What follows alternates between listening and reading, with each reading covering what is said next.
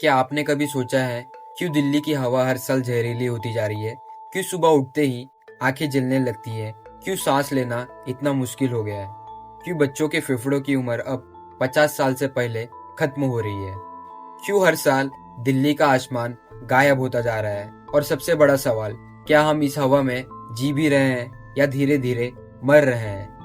Delhi India की राजधानी और सपनों का शहर है, पर क्या आज ये शहर एक गैस चैम्बर बन चुका है? क्यों दिल्ली दुनिया के सबसे प्रदूषित शहरों की सूची में बार बार नंबर 1 पर आता है? कौन जिम्मेदार है इस जहरीली हवा का? सरकार, फैक्ट्रियां या किसानों की आग, या हम खुद? Why Delhi is dying? All right, and the fact that volcanic ash will not affect Delhi's AQI is like a blessing, if you can call it that, for all of us. तो बिल्कुल ये विडम्बना देखिए कि आज है national pollution control day और आज ही का वो दिन है जब दोबारा से पॉल्यूशन जो है बहुत खराब की श्रेणी में आ गया। इस वक्त जो हम It's that time of the year again. The winter seems to be creeping in. Delhi's air quality has once again plunged into the danger zone. आज से लगभग 30 साल पहले 1990 के दौर में दिल्ली भारत की सबसे तेजी से बढ़ती राजधानी थी। जनसंख्या बढ़ रही थी, गाड़ियां बढ़ रही थी, फैक्ट्री भी बढ़ रही थी और शहर लंबे तरीके से फैल रहा था। 1990s में दिल्ली में रोज हजारों लोग आकर बस रहे थे। सड़कें बढ़ी, गाड़ियां बढ़ी, लेकिन हवा को बचाने की प्लानिंग नहीं बढ़ी। 1995 में सुप्रीम कोर्ट को ये कहना पड़ गया कि दिल्ली की हवा अब सांस लेने के लायक नहीं है। 2000 में पब्लिक ट्रांसपोर्ट सीएनजी बसेस आए, लेकिन जनसंख्या और विकास लगातार बढ़ता गया। धूल, कंस्ट्रक्शन, कारखाने धीरे धीरे हवा में जहर घोल रहे थे। 2015 और 2016 के बीच में दिल्ली ने अपनी सबसे खतरनाक सर्दी देखी थी, the great smog of Delhi. AQI खतरनाक स्तर से भी ऊपर था। हॉस्पिटल में रेस्पिरेटरी पेशेंट्स के बेड्स कम पड़ गए थे और 2020 से 2024 के बीच में हर साल नवंबर दिसंबर में दिल्ली गैस चैम्बर बन जाती है। स्कूल बंद पड़ जाती है, मास्क लगाना अनिवार्य हो जाता है और बच्चे ऐसे सांस लेते हैं जैसे हर दिन सिगरेट पी रहे हो। अब हम जानेंगे कि आखिर इतना पॉल्यूशन होता कहाँ से है। इसमें पहले नंबर पर आते हैं व्हीकल्स।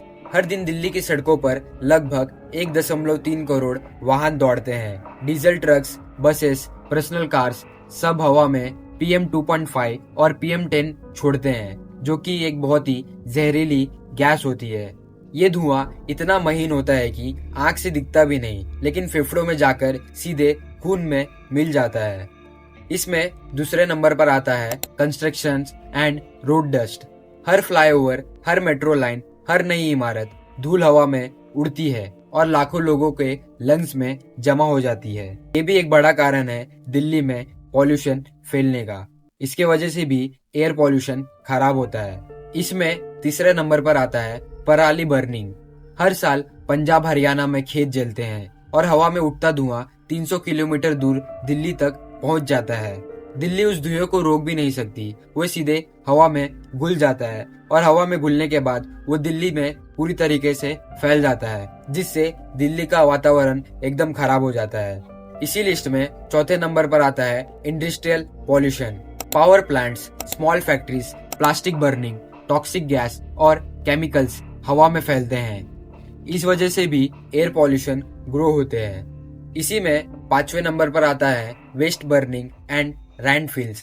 दिल्ली के गाजीपुर, बालसावा, ओखला ये कचरे के पहाड़ नहीं, जहर के ज्वालामुखी है। अक्सर शहर की हवा इन्हीं से जहरीली होती है। अब हम जानेंगे कि इस एयर पॉल्यूशन का आम आदमी की जिंदगी पर क्या असर पड़ता है। इस एयर पॉल्यूशन के वजह से सबसे पहले आम आदमी का हेल्थ खराब हो जाता है। इस एयर पॉल्यूशन के वजह से सांस लेने में दिक्कत होनी शुरू होती है और इसी एयर पॉल्यूशन के वजह से अस्थमा, लंग डैमेज और हार्ट अटैक जैसे बड़े बीमारी के शिकार बन जाते हैं। आई इरिटेशन, स्किन एलर्जीज भी इसी एयर पॉल्यूशन की वजह से होती है। और सबसे बड़ी बात, इस एयर पॉल्यूशन की वजह से इम्यून सिस्टम बहुत ही वीक हो जाता है, जिसके वजह से आम आदमी की जिंदगी पर बहुत बड़ा असर पड़ता है। दिल्ली का हर बच्चा एक स्मोकर है। डॉक्टर्स कहते हैं यहाँ के बच्चों के लंग्स गांव के बच्चों से 30% छोटे होते हैं और इस एयर पॉल्यूशन की वजह से दिल्ली के आम आदमी की जिंदगी के डेली लाइफ में भी बहुत सारी प्रॉब्लम शुरू होती है। इस एयर पॉल्यूशन की वजह से कई समयों तक स्कूल्स बंद किए जाते हैं, फ्लाइट कैंसिल हो जाती है, आउटडोर स्पोर्ट्स भी बंद कर देते हैं, मास्क पहनना बहुत ही जरूरी होता है। इसी एयर पोल्यूशन की वजह से वहाँ के लोगों का मेंटल हेल्थ भी खराब करता है। वहाँ के लोगों को स्ट्रेस, एंग्जाइटी, इरिटेशन ये बहुत ही जल्दी आने लगती है और वहाँ के लोगों का स्लीप प्रॉब्लम भी बहुत ज्यादा होता है, सिर्फ एक एयर पोल्यूशन की वजह से। हमें लगता है एयर पोल्यूशन बहुत ही मामूली बात है, लेकिन ऐसा बिल्कुल नहीं है। एक एयर पोल्यूशन की वजह से आम आदमी की जिंदगी पर कितना बड़ा इफेक्ट पड़ता है ये हमें पता चल रहा है। और इसी एयर पोल्यूशन की वजह से इकोनॉमी डैमेज भी होते हैं। हॉस्पिटल बिल्स बढ़ना, एयर प्यूरिफायर्स लगाना, बिजनेस शट डाउन करना, ये सारे एयर पोल्यूशन के डार्क रियलिटी बताती है। दिल्ली में रहने वाले की उम्र 5 से 10 साल कम हो सकती है। सोचिए, सिर्फ हवा के कारण जिंदगी छोटी हो सकती है। अब हम जानेंगे कि इस एयर पोल्यूशन के पीछे का रिस्पॉन्सिबल कौन है। इस एयर पोल्यूशन के पीछे सबसे बड़ा रिस्पॉन्सिबल सरकारें हैं और वहाँ की जनता है और पड़ोसी राज्य है, इंडस्ट्रीज है, सिस्टम प्लानिंग है। अब सवाल उठता है कि क्या इस एयर पोल्यूशन से दिल्ली को बचाया जा सकता है या नहीं। एयर पोल्यूशन से बचने के बहुत सारे तरीके हैं, तो मैं आपको नंबर वाइज बताऊंगा। सबसे पहला, electrical vehicles plus public transport, metro और ईवी को बढ़ाना, car pooling, odd even, diesel ban करना, हैप्पी सीडर, बायोफ्यूल, माइनोरियर प्रोग्राम जैसे सिस्टम को अपग्रेड करना और उन्हें बनाना। हमारे देश में इतने सारे कंस्ट्रक्शन काम चल रहे हैं, उनकी वजह से जो डस्ट उड़ता है उन डस्ट को कंट्रोल करने पर एयर पॉल्यूशन बहुत ही कम होता है। जहाँ कंस्ट्रक्शन चल रहा है वहाँ पर कवर मैंडेटरी, स्प्रिंकल्स और वैक्यूम रोड्स बनाने चाहिए और हमें सीएनजी, पीएनजी और स्क्रबर फिल्टर जैसे फ्यूल्स यूज करने चाहिए, जिस वजह से एयर पॉल्यूशन बहुत कम होता है। और सबसे इम्पोर्टेंट बात, हम जितना पेड़ उगाएंगे, जितना वृक्षारोपण करेंगे, उतना ही एयर पॉल्यूशन कम होता जाएगा और उतने ही ताजे हवाएं निर्माण होंगे, जिससे दिल्ली के लोगों को जहरीली हवाओं का सामना नहीं करना पड़ेगा।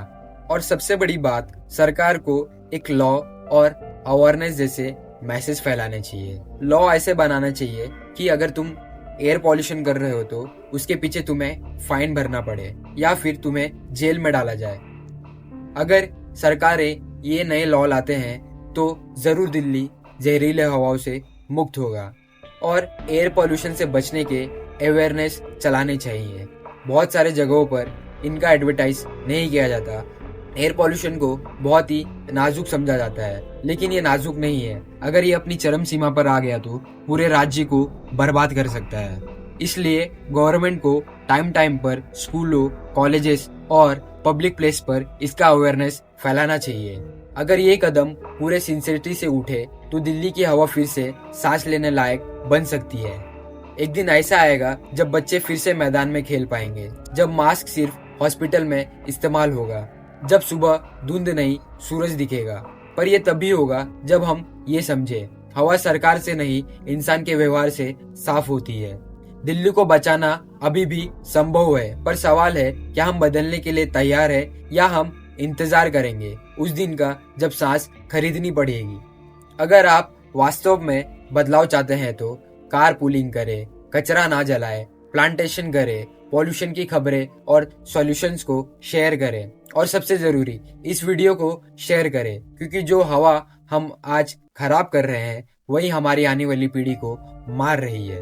अगर आपको हमारी ये वीडियो और हमारी ये इन्फॉर्मेशन अच्छी लगे तो शेयर जरूर कीजिए और हमारे चैनल कहानी और स्टोरी को सब्सक्राइब जरूर कीजिए। मैं फिर मिलूंगा एक नए टॉपिक के साथ, तब तक के लिए जय हिंद, जय भारत।